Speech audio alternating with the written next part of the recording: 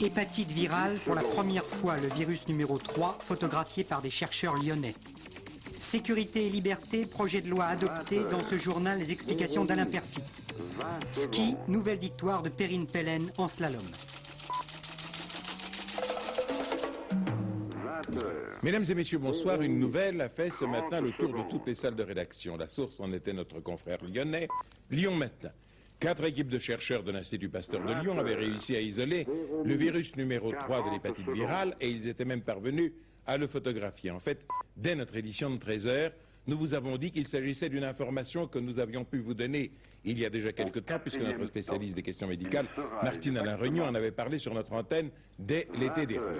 Il n'en demeure pas moins que la découverte de l'équipe de l'Institut Pasteur de Lyon représente un progrès considérable dans la bataille que la science et la médecine mènent contre l'hépatite virale. La preuve en est, par exemple, la photo de ce fameux virus numéro 3 qui, jusqu'ici, était insaisissable. Voici cette première photographie du virus numéro 3, nommé également nom A, nom B, effectuée au centre de microscopie électronique de l'Institut Pasteur de Lyon.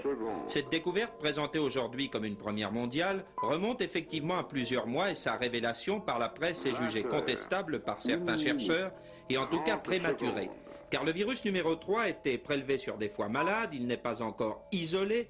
Il faut maintenant tenir compte de tous les phénomènes immunologiques. La route vers l'espoir sera longue. Il est bien évident que la surveillance des malades est toujours faite par ces prélèvements qui sont essentiels au niveau du foie des malades pour pouvoir suivre le déroulement et l'évolution de la maladie, et que la connaissance du virus, l'aspect en microscopie électronique est une petite étape, une étape essentielle dans la caractérisation de ces différents agents pathogènes chez l'homme. La photographie du virus numéro 3 est le résultat de 2 années de travaux pour les chercheurs de Lyon. Même si c'est un premier pas vers le remède, on est encore bien loin de la prévention. Pour le type B de l'hépatite, il a fallu plusieurs années pour mettre au point une méthode de prévention par vaccination spécifique après avoir isolé le virus responsable. 2 minutes, 40 secondes. Je pense que les auteurs ont vu du virus dans le foie de ces malades, mais par exemple employer le mot isolement comme cela est fait aujourd'hui dans la presse, c'est absolument prématuré. Quand on isole un virus, il faut pouvoir le reproduire en culture, c'est-à-dire en dehors de l'organisme, ou à toute force l'isoler et le reproduire chez l'animal de laboratoire. Cela, pour l'instant, a été fait d'ailleurs aux États-Unis avec ce virus sur le chimpanzé. Donc ce n'est pas une première en fait. Ce n'est pas une première pour la France. Il faudra combien de temps, si cette découverte est positive, pour fabriquer un vaccin contre l'hépatite? Alors, le problème d'un vaccin est un problème de longue haleine. On ne peut pas, à l'heure actuelle, honnêtement, prononcer le mot de vaccin en ce qui concerne ce virus. L'exemple que nous avons, c'est celui du virus de l'hépatite B. Comme vous le savez, un vaccin vient d'être fait et va sortir prochainement. Il a fallu 4 années de travaux pour s'assurer de l'innocuité de ce vaccin. Et ça suppose un travail qui a été réalisé. D'abord, pour faire un vaccin, il faut premièrement cultiver le virus. Deuxièmement, s'assurer de sa parfaite innocuité, ce qui vient d'être fait pour le virus B.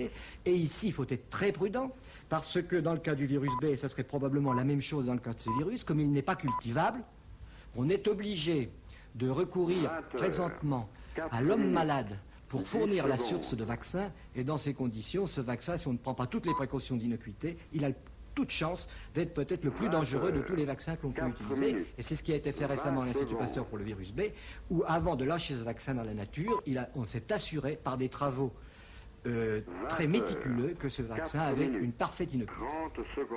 L'analyse du scrutin à l'Assemblée sur le projet Sécurité et Liberté fait ressortir que plusieurs responsables des partis de la majorité ne l'ont pas voté. C'est le cas de 17 RPR, dont M. Chirac, Noix Réponse. À l'UDF, M. Bariani, Radical, Stasi, CDS se sont abstenus volontairement et Hamel, Parti républicain, n'a pas pris part au vote. La nuit dernière, le Sénat a également voté le projet qui n'est pourtant pas encore applicable puisqu'il y a un recours devant le Conseil constitutionnel, mais le ministre de la Justice, Alain Perfit, ne demandera pas l'examen d'urgence. L'un des chapitres qui ont le plus intéressé l'opinion publique est celui de la légalisation des contrôles d'identité. Dorénavant, les policiers pourront vous demander de justifier votre identité, mais la nouveauté, c'est que cette justification pourra se faire de maintes manières. Le garde des Sceaux l'a précisé tout à l'heure à Paul Lefebvre. Aucune pièce n'est obligatoire. Vous pouvez justifier de votre identité par quelque moyen que ce soit, votre carte d'identité si vous l'avez, mais aussi bien votre carte d'un club sportif, votre permis de conduire ou n'importe quoi. Ou encore, si vous n'avez aucune pièce sur vous, vous pouvez avoir des témoins qui justifient de votre identité, ou indiquer où l'on peut téléphoner pour savoir qui vous êtes, etc. Il y a toutes sortes de moyens. Quand on n'a pas à cacher son identité, il n'est pas difficile de la prouver. Ceux qui ont de la difficulté à prouver leur identité, c'est ceux qui veulent cacher leur identité, c'est ceux qui ont quelque chose à se reprocher. Mais ça implique que les policiers aient la volonté de vouloir aider le citoyen à prouver son identité. Oui, c'est pourquoi il y a un mot-clé, c'est le mot courtoisie. Il faut que la demande soit faite avec courtoisie pour que la réponse soit faite avec courtoisie. Il ne faut pas qu'il y ait de l'agressivité de part et d'autre. D'ailleurs, vous savez, c'est une affaire dont on s'est beaucoup occupé, dont on a beaucoup parlé, mais ça existe déjà, les contrôles d'identité. Seulement, ça existait sans base légale sérieuse, sauf pour la gendarmerie. Eh bien, cette base légale est maintenant établi, c'est-à-dire que ces contrôles d'identité qui se faisaient dans la pratique se feront désormais d'une manière réglementée et contrôlée. Mais ce n'est pas ça l'essentiel, il ne faut pas que l'arbre nous cache la forêt. L'essentiel de ce projet de loi, c'est premièrement la certitude de la peine. Il faut que désormais les délinquants et les criminels sachent la peine qui les attend et sachent qu'ils n'y couperont pas. Deuxièmement, la rapidité de la peine, c'est-à-dire que la justice pénale sera accélérée. Troisièmement, c'est la protection des libertés. Les droits et libertés des Français seront mieux garantis qu'ils ne l'étaient jusque-là. Et quatrièmement, le statut de la victime. La victime sera indemnisée mieux, plus facilement qu'elle ne l'était jusque-là. Et il sera protégé mieux. Monsieur le ministre, le vote de ce texte, après 9 mois de bataille très passionnée, ce texte qu'on appelle maintenant le Code perfide, durant ces 9 mois, vous avez été sérieusement étrillé. Ce texte, tout en respectant les intentions initiales et tout en étant amélioré dans son détail, n'aurait pas pu être voté s'il n'y avait pas eu la volonté des Français qui s'étaient exprimés pour soutenir les députés et les sénateurs qui l'ont voté. Vous n'avez pas répondu à ma question. Et si, justement, c'est parce que j'ai été étrillé, comme vous dites, c'est parce qu'il y a eu une formidable levée de bouclier que le public a été mis au courant de cette loi et a pu montrer qu'il y tenait. Sinon, le texte aurait été étouffé sans un cri. C'est le 20 janvier que la commission parlementaire qui enquête sur la demande socialiste de faire comparaître Michel Poniatowski devant la Haute Cour de justice, il s'agit de l'affaire de Breuil, examinera le rapport définitif de Gérard Longuet, UDF. Jean-Michel Degnaud, ministre chargé des réformes administratives, a dit aujourd'hui à RTL « Je suis pour l'unité de la majorité et si possible pour son élargissement, car j'estime que tout ce qui ne divise pas les Français est positif. » Michel Debré a rendu public une nouvelle liste de 150 personnalités qui soutiennent sa candidature au présidentiel, parmi elles un parlementaire, Christian de Malène, sénateur RPR et premier adjoint à la mairie de Paris, et qui avait d'ailleurs avisé Jacques Chirac de sa prise de position. Christian de Malène est considéré d'ailleurs comme étant sur le plan politique un fils spirituel, dirons-nous, de Michel Debré. Demain au Bourget, au cours d'un banquet présidé par Georges Marchais, le Parti communiste français fêtera son 60e anniversaire. Nous aurons l'occasion d'en reparler demain au cours de notre journal de 12h45. Aujourd'hui, au cours d'un rassemblement à Paris d'un millier de responsables des cercles de jeunesse communiste, Charles Fitterman, secrétaire du comité central, a incité les jeunes communistes à se lancer totalement dans la bataille pour l'emploi, en assurant, je cite, que Georges Marchais, ce n'est ni la magouille, ni la compromission, mais la franchise et le dévouement aux intérêts de la classe ouvrière et de ceux qui souffrent. Fin de citation. Le Parlement, c'est-à-dire Assemblée et Sénat, vient de clore ses travaux d'automne. C'est le 2 avril que les séances publiques reprendront, mais les commissions siégeront dans l'intervalle. Il est probable que les deux assemblées décideront de suspendre leurs travaux pendant la campagne présidentielle pour les reprendre ensuite fin mai. À l'heure du bilan, une certaine morosité régnait à l'Assemblée nationale. session terne, décevante, sans intérêt, de tout repos pour le gouvernement, ce sont les termes employés par une grande partie des députés qui, avec le président Chaban-Delmas, regrettent que le Palais Bourbon ne soit plus le centre du grand débat national. Une fois de plus, nous assistons à une lente dégradation des institutions où vraiment le minimum a été fait pour donner au Parlement la possibilité de s'exprimer et de marquer de sa volonté les orientations gouvernementales. C'est vraiment une session de routine et qui a été marquée également, je le dis, par un certain électoralisme. Aucune motion de censure, pas de recours à l'article 49, le budget voté sans grosse difficulté, bref, contrairement à l'automne 79, une session dont le Premier ministre et le secrétaire d'État chargé du Parlement ne peuvent que se féliciter, même s'ils constatent que la majorité est en fait plus unie dans ses votes que dans les cœurs. Le contrôle essentiel est un contrôle politique. Or, j'observe que le gouvernement est là et qu'il n'a pas été censuré et que les censures n'ont pas reçu l'approbation, en tout cas, je ne parle pas pour la dernière session, puisqu'il n'y en a pas eu, de l'Assemblée nationale. C'est quand même ça l'essentiel du contrôle politique. En réalité, le Parlement souffre des préparatifs et même de la violence de la pré-campagne présidentielle. Chacun ici sent bien que ce qui se passe en séance est sans grande influence sur le débat essentiel, celui des présidentielles. Pourtant, à plusieurs reprises, Georges Marchais ou François Mitterrand ont dans leur discours pris pour cible le chef de l'État. Robert Ballanger, encore récemment, a accusé le président de la République de mettre le Parlement en tutelle. Et Gaston Defferre lui reproche surtout de l'utiliser à son profit. Le gouvernement a vraiment été au-dessous de la situation. Vous savez que c'est lui qui établit le calendrier, l'ordre du jour de l'Assemblée nationale. Il n'a présenté aucun grand projet. Par exemple, le plan a été repoussé après les élections présidentielles. La réforme des collectivités locales n'est pas venue en discussion. Il s'est contenté d'un triste budget qui ne résout rien, puisque l'inflation atteint des records, que le chômage se développe plus que jamais. En vérité, il y a eu un comportement électoraliste. Au milieu de tous ces remous, Roger Chineau, le président du groupe UDF, reconnaît que le contrôle du Parlement sur le gouvernement pourrait être mieux assuré. Il observe cependant que des textes importants ont été votés et que les Français n'y resteront pas insensibles. Il cite notamment le travail à temps partiel, la répression du viol, la distribution d'actions aux salariés, la protection des accidentés du travail, la demi-part fiscale pour les familles de 3 enfants, les mesures pour les agriculteurs et enfin le projet sur la sécurité.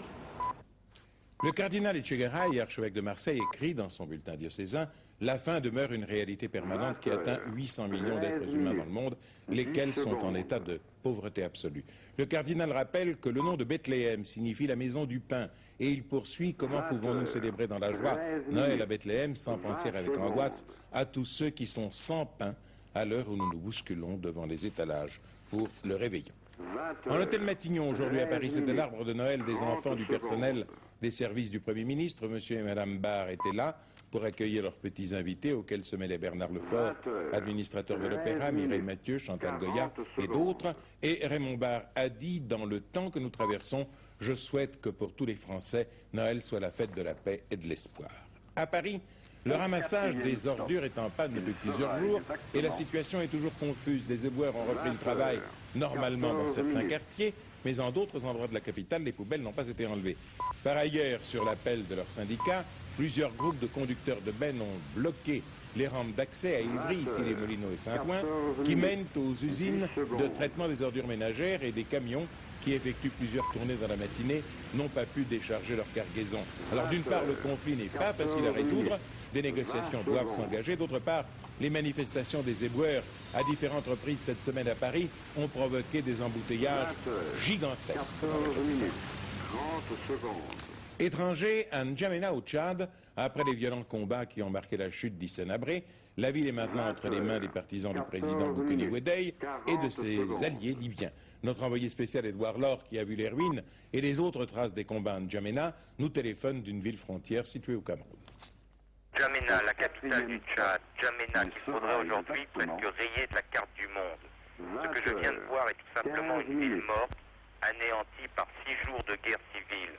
Sans eau, sans électricité, il ne reste plus une maison debout. Tout a été systématiquement bombardé, pilonné, avec une violence qui dépasse tout ce que l'on peut imaginer.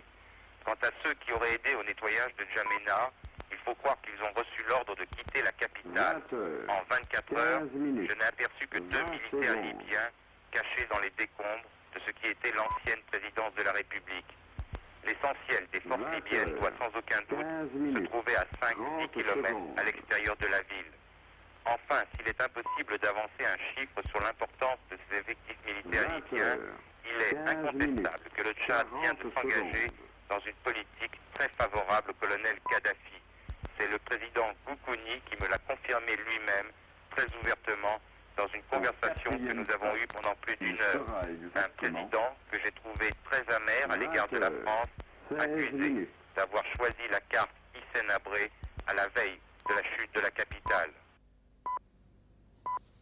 À Bangui, suite du procès Bokassa, plusieurs personnalités de l'entourage de l'ex-empereur ont apporté des précisions sur l'utilisation qu'il faisait des deniers de l'État.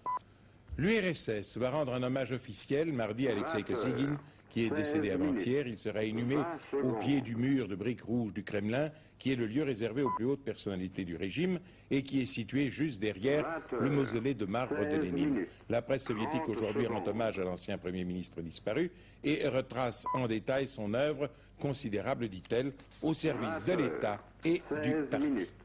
En Irlande du Nord, les prisonniers catholiques faisaient la grève de la faim pour obtenir le statut de politique, un statut que le gouvernement britannique leur refuse compte tenu du fait, estime-t-il, que ce sont de simples terroristes qui, nulle part en Europe, n'ont droit à des égards particuliers. Les grévistes de la faim donc ont renoncé à poursuivre leur mouvement avant-hier. Quelques-uns d'entre eux risquaient de mourir à brève échéance, ce qui aurait provoqué une recrudescence de la violence.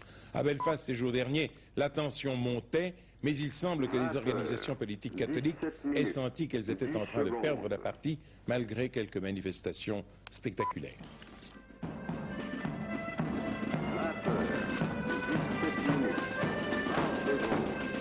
Des manifestations comme celle-ci, il y en a eu tous les jours ou tous les soirs à Belfast pour soutenir les grévistes de la faim. Celle-ci se passe à Beachmount, un ensemble de ruelles sordides du ghetto catholique de Falls Road. Mais à noter le caractère quasi familial du défilé, on y emmène les enfants comme à la fête. Inconscience irlandaise car le jeu, c'est arrivé, est dangereux.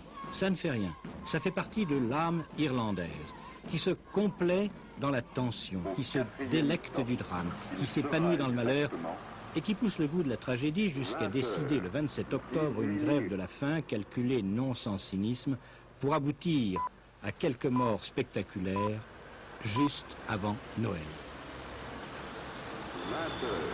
En effet, le terrorisme n'avait visiblement pas atteint son but. L'opinion publique, y compris parmi les catholiques, manifestait sa lassitude. Alors, le spectre prestigieux de la mort pouvait à nouveau mobiliser les esprits pour la cause. Mais voilà, ça n'a pas marché, même les martyrs de Lankesh ne faisaient plus recette. Telle est la vraie raison de la suspension de la grève de la faim. De vrais martyrs, ou du moins des vraies victimes, on en compte à l'appel. D'abord, ces enfants et ces femmes, pour qui tous les jours les organisations politiques affrètent des transports pour aller voir leurs prisonniers. Le Sinn Féin pour les catholiques, l'UDA, Union pour la défense de l'Ulster chez les protestants, car il y a aussi des terroristes protestants derrière les barreaux. Eh bien, devinez, parmi ces mères, ces femmes, ces sœurs de prisonniers, quels sont les catholiques et quels sont les protestants. Ce n'est pas écrit sur leur figure. Les unes et les autres sont des victimes.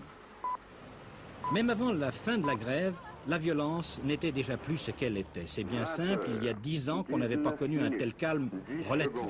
72 morts, 472 blessés pour 1980, comparé avec 1972, 467 morts, plus de 4500 blessés. Les signes d'insécurité sont moins évidents. Il a fallu beaucoup chercher pour voir cette patrouille de routine qui fait, sans grande conviction, les gestes de la défense antiterroriste. Mais qui sait, au moment où se passait cette scène, la grève de la faim continuait et la mère d'une des jeunes femmes emprisonnées imaginait avec angoisse, mais non sans quelque fierté, que sa fille pouvait mourir pour la cause. Because she is a soldier of the Irish Republican Army. I'd like to think to the last, we would respect her wishes. But for the younger ones, we'll have a Christmas tree. We'll decorate our house as best we can. We'll try to make Christmas for the younger ones. We even buy Marietta her Christmas presents. She'll not get them, but we more or less get them in the shore. She's very fond of. Mary Nugent ne mourra pas. Mais il y a déjà eu au total 2067 tués depuis le début du terrorisme en 1969 et plus de 17 000 blessés. Parmi les victimes, 2 petites filles, Jennifer et Orla, brûlées à 40%, 8 semaines d'hôpital, 6 opérations de greffe de la peau qui devront encore retourner sur le billard à mesure qu'elles grandiront. C'est une famille catholique non militante, mais qui en a assez du terrorisme. Pour Madame Hillick, IRA catholique et UDA protestante et leurs bombes, c'est pareil. Is in these organisations, but I think it's about time that the decent people came out and done something about it. If there is any decent ones left, you know, I think they've run now long enough. It's went on too long. Passons maintenant au sport. Ski à Bormio en Italie, c'est la Française Perrine Pellen qui a remporté le slalom comptant pour la Coupe du Monde de ski féminin. Au classement des 2 manches, elle a précédé la soviétique Patrakeyeva et Pellen prend ainsi la tête de la Coupe du Monde de slalom devant Fabienne Serra. Football, Metz-Angers remis à cause du mauvais temps, Nîmes Tour de 1, 5 autres matchs ce soir dont Nantes-Nancy, les résultats de Gérard Holtz. Demain, Saint-Étienne-Strasbourg, puis ce sera la trêve habituelle des fêtes et le championnat reprendra en janvier. Notre confrère Le Figaro célèbre en ce week-end le 20e anniversaire de ce célèbre cross. La belle image, regardez. Demain, au Bois de Boulogne, ce sera l'épreuve des As, avec notamment le duel très attendu entre Booster et Box-Berger. Et aujourd'hui, ont couru déjà des milliers d'amateurs. Le matin, les militaires, l'après-midi, les civils, les uns et les autres par mauvais temps. Ils ne couraient pas dans le terrain défoncé pour la gloire, mais pour le plaisir de l'effort sportif. 22 minutes. L'hippodrome de Vincennes innove à partir d'aujourd'hui et pendant toute la saison d'hiver. Il y aura tiercé ou quarté les 2 jours du week-end, donc et le samedi et le dimanche. D'abord le résultat du tiercé d'aujourd'hui disputé dans le prix de Blois. Premier le 20, Être Vif. Deuxième le 18, Imer. Troisième le 10, Atif. Rapport du tiercé dans l'ordre pour 5 francs 5301, sans ordre 920. Et pour demain, tiercé dans le prix de Reims pour chevaux de 4 ans, 2600 mètres, grande piste, avec comme vedette Kizin à l'écurie Vesveler et dont on dit dans les cercles bien informés qu'il serait le meilleur de la génération des K. Voici en tout cas pour demain les pronostics de Pierrette Bresse. Marie-Christine, vous êtes, je crois, la seule femme entraîneur et jockey à Vincennes. Oui, pour l'instant, il n'y a pas tellement de femmes qui font ce métier. Et vous avez aussi un titre très important, je crois, dans la profession. Vous êtes championne d'Europe? Non, championne du monde. J'ai gagné l'année dernière le championnat du monde des femmes jockeys. Et ça marche, le métier d'entraîneur? Oui, ça va. Vous avez engagé un cheval dans le tiercé? Pour l'instant, non, pas encore. Mais enfin, vous avez étudié la course. Oui, je étudie la course. Alors, quel est votre pronostic? J'ai mis Kissin en premier, qui je pense que c'est un très bon cheval. Après Cole, Kayak de Valmar, ensuite Kelly Herzog et Kemilia. Voilà. On dit que Calmi, que vous avez drivé dimanche, est une des meilleures de sa génération. Est-ce que c'est vrai? Oh, meilleure de sa génération, non, certainement pas, mais c'est quand même une très très bonne jument. Alors dans cette course, où la situez-vous? Eh bien, elle retrouve une distance à sa convenance, elle doit certainement participer à l'arrivée. À part le cheval de Verhoeken, Kissin, qui vient de battre, lui, les meilleurs de la génération. Ce sera certainement l'adversaire le plus redoutable. Moi, je vous ai passé en tête de mes pronostics. Est-ce que j'ai eu raison? Eh bien, je vous dirais moi aussi. Moi aussi, parce que la distance convient très très bien à la jument. C'est l'atout majeur, d'ailleurs, pour elle, dans ce parcours. Parmi les chevaux et les juments âgés de 4 ans engagés dans ce tiercé, voici la sélection que je vous propose. Calmi, menée par Jean-René Goujon, sera la base de ma sélection, parce qu'elle est actuellement en parfaite condition et qu'elle court sur sa meilleure distance, 2600 mètres. Kissin est le favori logique, puisqu'il reste sur 4 victoires consécutives. Il fait partie des 3 meilleurs de sa génération. Kayak de Valmar est le compagnon d'écurie de Kissin. Léopold Verhoeven, leur entraîneur, possède donc de bonnes chances de participer à l'arrivée de ce tiercé. Camilla appartient à l'écurie en grande forme en ce moment, celle de Roger Baudron. Nous l'avons vue à l'entraînement, elle est au summum de sa forme. Karim Delamotte reste sur une victoire, c'est un cheval qui fait preuve d'une grande régularité. Il est donc conseillé de le suivre.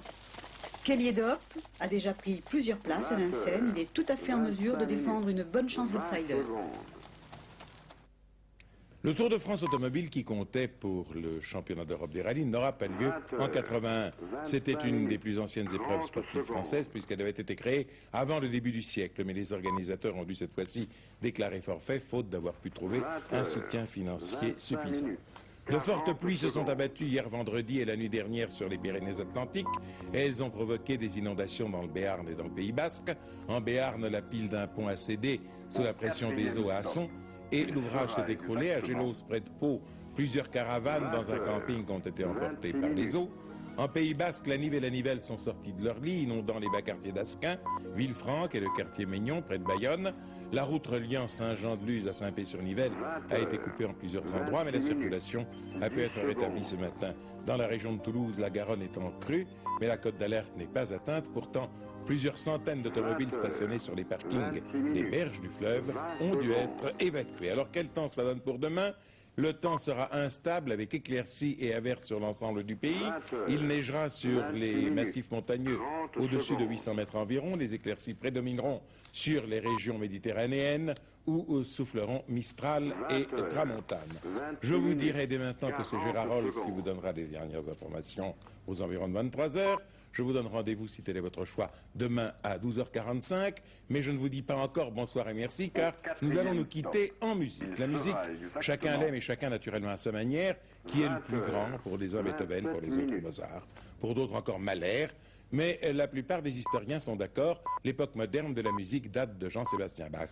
S'il revenait de nos jours et s'il avait à reconstruire son œuvre considérable, que choisirait-il, lui qui était la recherche personnifiée? Se serait-il pris de passion pour ces appareils si sophistiqués, par exemple, et que l'on appelle les synthétiseurs? Tous les jours, les musiciens de notre temps se servent de l'électronique. Elle est à l'origine, en tout cas, des recherches d'un jeune compositeur français.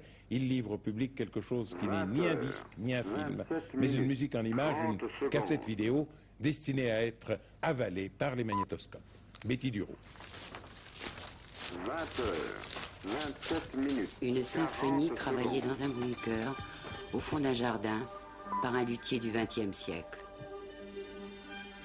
C'est le domaine des synthétiseurs, l'usine à son des temps modernes, tableau de bord de la création, recréé en images par l'ordinateur. 20h21.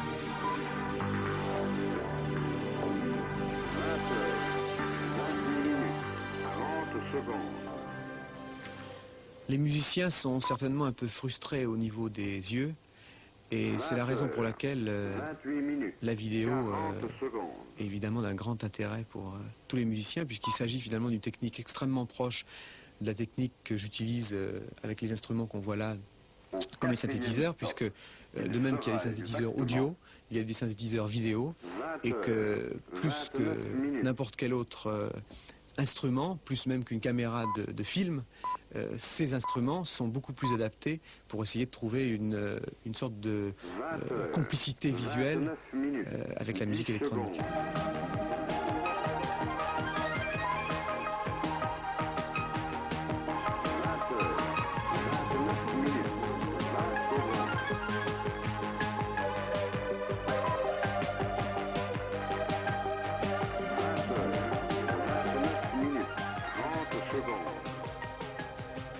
Aujourd'hui, on écoute la musique dans les aéroports, dans les supermarchés, dans des endroits qui n'ont rien à voir avec ce que le public a dans la tête quand il pense à la musique ou quand il parle de musique.